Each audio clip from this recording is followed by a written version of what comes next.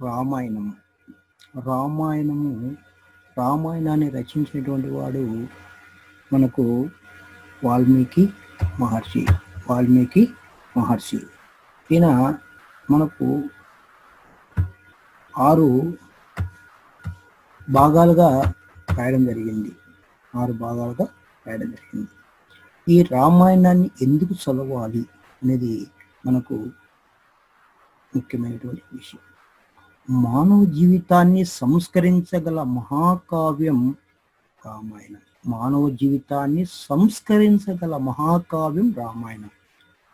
మానవ హృదయాల నుండి ఎప్పటికీ చెరగని కథ. మానవుని యొక్క హృదయము అంటే మనసులో నుండి ఎప్పటికీ చెరిగిపోనటువంటి కథ రామాయణం. అమ్మా నాన్నుల అనురాగము, తల్లిదండ్రుల అనురాగము, పుత్రుల అభిమానము, అన్నదమ్ముల అనుబంధము, భార్యాభర్తల సంబంధము, గురుభక్తి, శిష్యానురక్తి, స్నేహ ఫలం, ధర్మ బలం, వినయంతో వివేకంతో ఎదగడం, జీవకారుణ్య భావన, ప్రకృతి లాలన, ఇలా జీవిత పాశాలన్నింటినీ పట్టి చూపిస్తుంది రామాయణం. చూడండి ఇంత ఉందో. తల్లిదండ్రుల అనురాగము, అన్నదమ్ముల అనుబంధము, భార్యాభర్తల సంబంధము, గురుభక్తి, శిష్యానురక్తి, వినయముతో మెలగవలసిన పరిస్థితి, వీటన్నిటినీ మనకు రామాయణం నుంచి తెలుసుకోవచ్చు. రామాయణాన్ని చదవడం అంటే జీవితాన్ని చదవడమే. రామాయణం చదవాలనుకుంటే మన యొక్క జీవితం మనమే చదివినటువంటి ఆ విధంగా ఉంటుంది. రామాయణము పారాయణ గ్రంథం కాదు. పారాయణం అంటే కథ వాళ్ళు చెప్పి ఇడిచిపెట్టేది కాదు. ఆచరణ ప్రధాన గ్రంథం. ఆచరించడం, ఉత్తమ ధర్మాలను ఆచరిస్తే మనిషిగా ఎలా ఎదగగలడో నేర్పుతుంది. చిన్న పాత్రల ద్వారా సమున్నత సందేశాన్ని అందిస్తుంది ఈ రామాయణం. రామో విగ్రహ వాహన్ ధర్మ సత్యధర్మ పరాక్రమ అన్న మహితోక్తిని మారీచుని నోటి నుండి మహర్షి పలికించాడు. రాముని వంటి ఆదర్శమూర్తి, రామాయణం వంటి ఆదర్శ కావ్యం నభూతో నభవిష్యత్తి. మనిషి ఉన్నంత కాలం రామాయణం ఉంటుంది.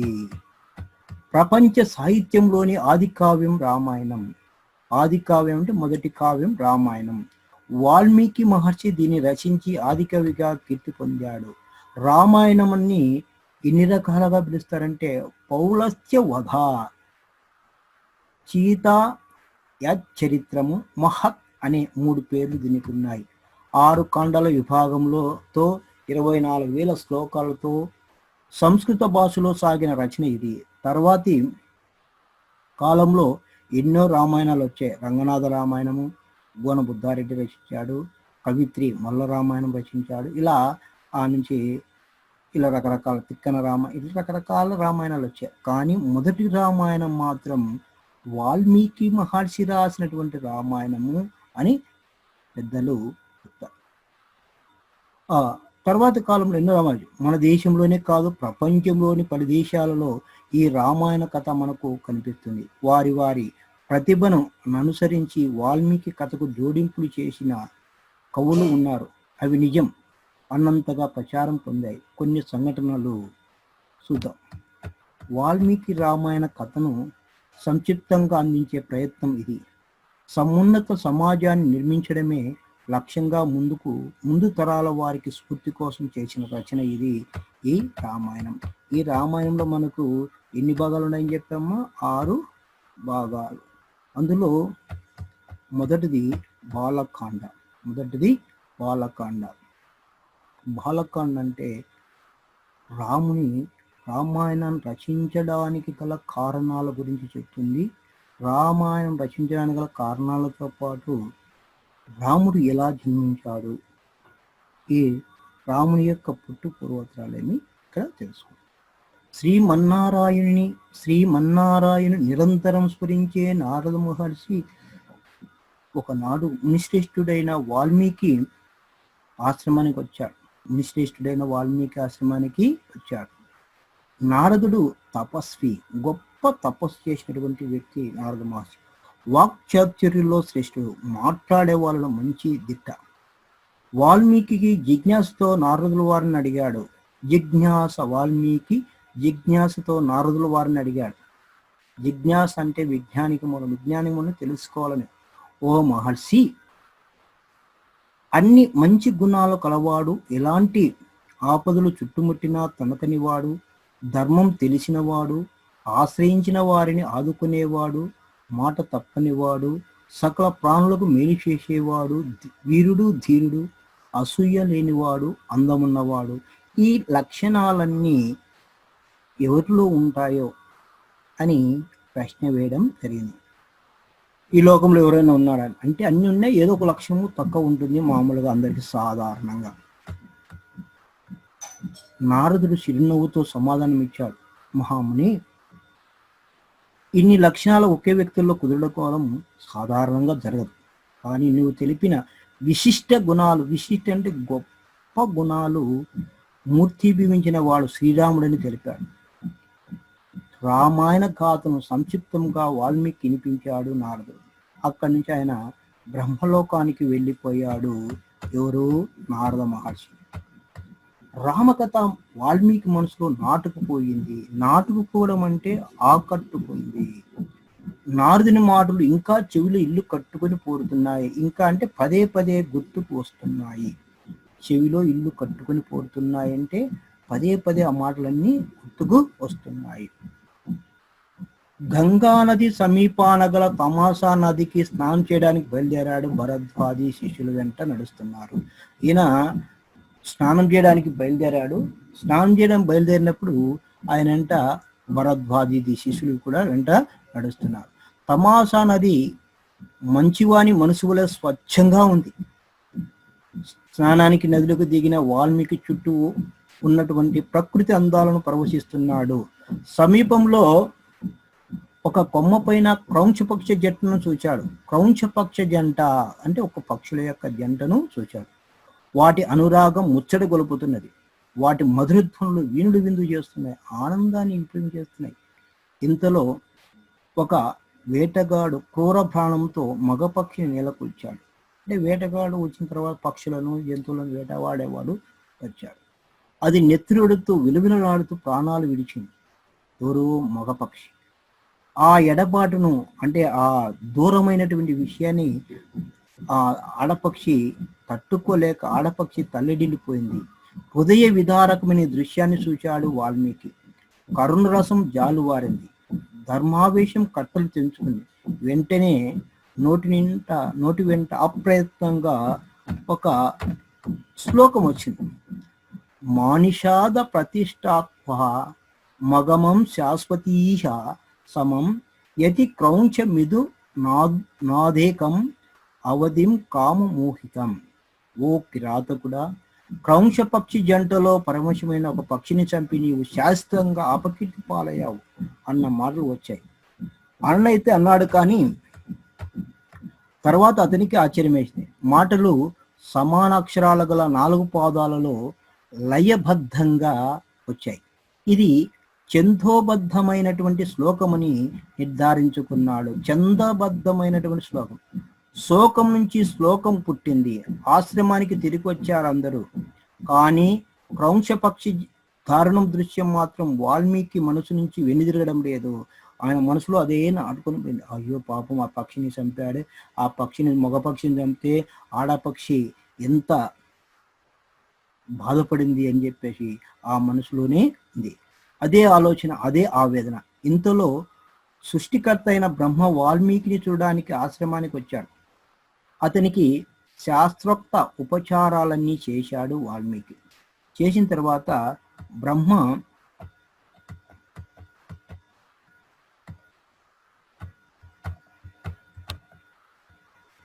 వాల్మీకిని కూర్చోమన్నాడు. అంటే బ్రహ్మదేవుడు సృష్టికర్త కాబట్టి కొంత హైట్లో కూర్చున్నాడు. దాని కింద పీట పైన వాల్మీకి కూర్చున్నాడు. బ్రహ్మ ఆసనం కన్నా, ఆసనం అంటే కూర్చున్న ప్రదేశం కన్నా కొంచెం తక్కువ ఎత్తుగల ఆసనంపై కూర్చున్నాడు వాల్మీకి. ఇది పెద్దల పట్ల ప్రవర్తించవలసిన తీరు. బ్రహ్మ ఎదురుగా ఉన్న ఈయన బ్రహ్మదేవుని ఎదురుగా ఉన్నప్పటికీ కూడా వాల్మీకి మహర్షికి మనసులో అదే బాధ కలుగుతుంది. ఏమని కలుగుతుంది? క్రౌంశపక్షి బాధ వాల్మీకిని వదలడం లేదు. మనసులో మానిషాగా శ్లోకమే మళ్ళీ ధ్వనించింది. శ్లోకమే మళ్ళీ ధ్వనించింది అంటే మళ్ళీ రిపీట్ అవుతుంది. ఈ విషయాలన్నీ ఆ బ్రహ్మదేవునికి ముందే తెలుసు. అన్నీ తెలిసిన బ్రహ్మ చిరునవ్వును చిందిస్తూ, ఓ ఋషీశ్వర, ఓ వాల్మీకి మహర్షి, నువ్వు పలికినది శ్లోకమే, అది నా సంకల్ప ప్రభావం, నేను పలికించానయ్యా ఆ విధంగా అని చెప్పాడు. ఎవరు? బ్రహ్మ దేవుడు. ఎవరు చెప్పారు? వాల్మీకి మహర్షికి. ఈ ఛందస్సు అనుష్ఠలోనే శ్రీరామ చరిత్రను రాయమని ఆదేశించాడు. నారదుడు స్పష్టంగా వివరింపని రామకథ రహస్యాలు కూడా స్మరిస్తాయని అనుగ్రహించాడు. ఈ భూమండలంలో పర్వతాలు, నదులు ఉన్నంతకాలం రామాయణ గాథను జనులు కీర్తిస్తూనే ఉంటారని ఆస్వాదించాడు. బ్రహ్మ ఆదేశానుసారం రామాయణ రచనకు శ్రీకారం చుట్టాడు వాల్మీకి మహర్షి. ఇక్కడ రామాయణం రచించడం జరిగింది. Okay children. ఇంకా ఇక్కడ అయోధ్య నగరం, ఇది మనకు సరియు నది తీరంలో ఉంది. సరియు నది తీరంలో ఉంది. సరియు నది తీరములో కోశల అనే సుప్రసిద్ధ దేశం ఉంది. అందులోనిదే అయోధ్య.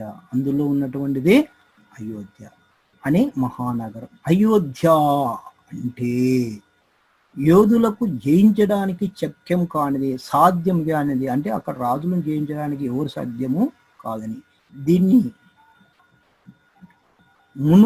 నిర్మించాడు. కోశల దేశాన్ని దశరథ మహారాజు పరిపాలిస్తున్నాడు. కోశల దేశాన్ని ఎవరు పరిపాలిస్తున్నాడు? దశరథ మహారాజు. అతడు సూర్యవంశం వాడు, మహావీరుడు, దేవతల పక్షాన రాక్షసులతో ఎన్నోసార్లు యుద్ధం చేసినవాడు, ధర్మపరాయణుడు, ప్రజలను కన్నబిడ్డల వలె చూసుకునేవాడు. వశిష్ఠ వామదేవులు అతని ప్రధాన పురోహితులు. ఈయన పురోహితులు అంటే మనకు బ్రాహ్మణ్స్.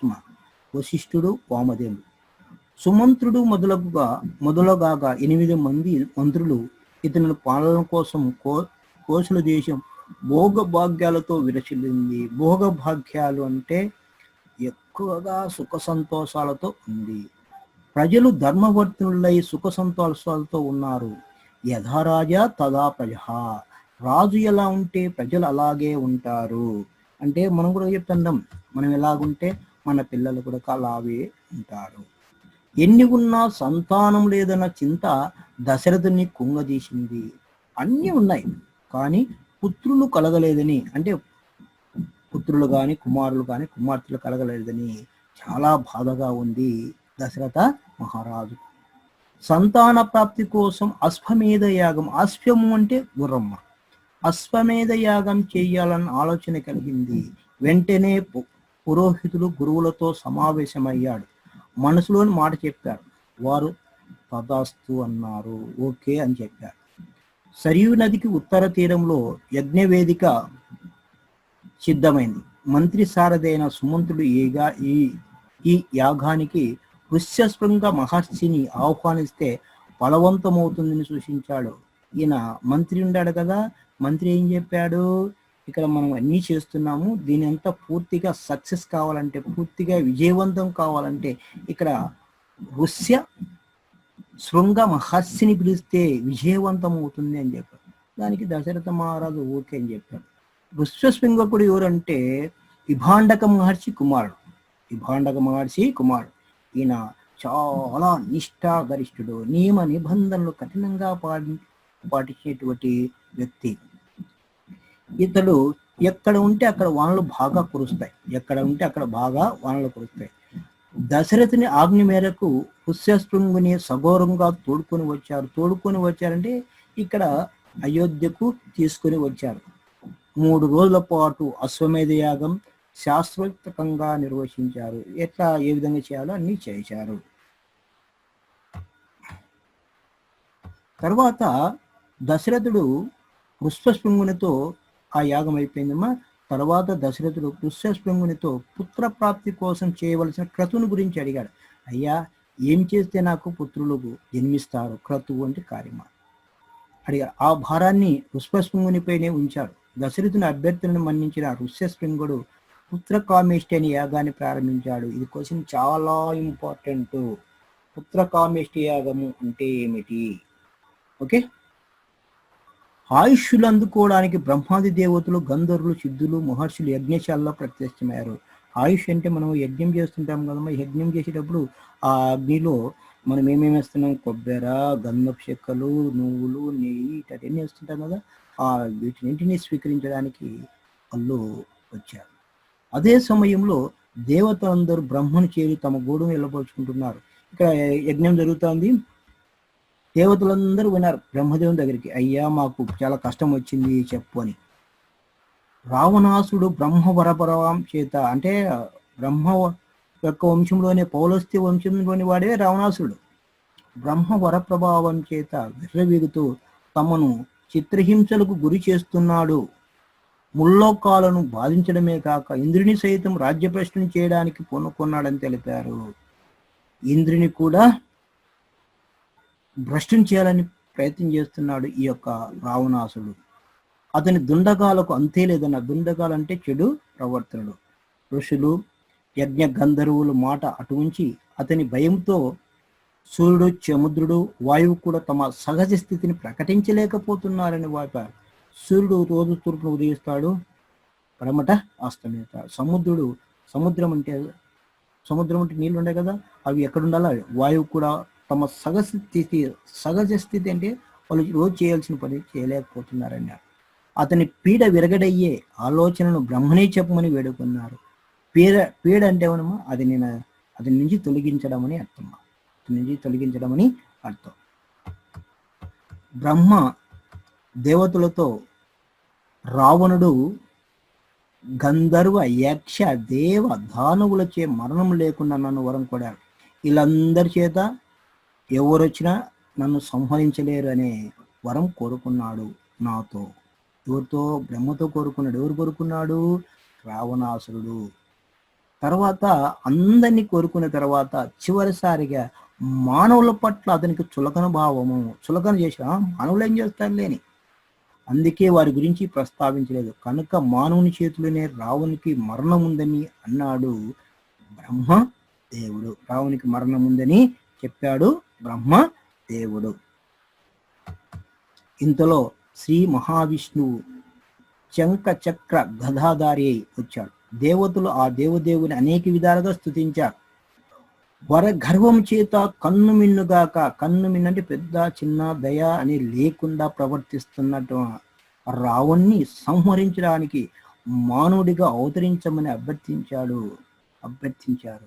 దశరథ మహారాజు గారి 3 భార్యలకు 4 రూపాల్లో పుత్రులు కమ్మని ప్రాధాయపడ్డాడు. 4 అంటే భార్య: కౌశల్య, సుమిత్ర, కైకేయికి.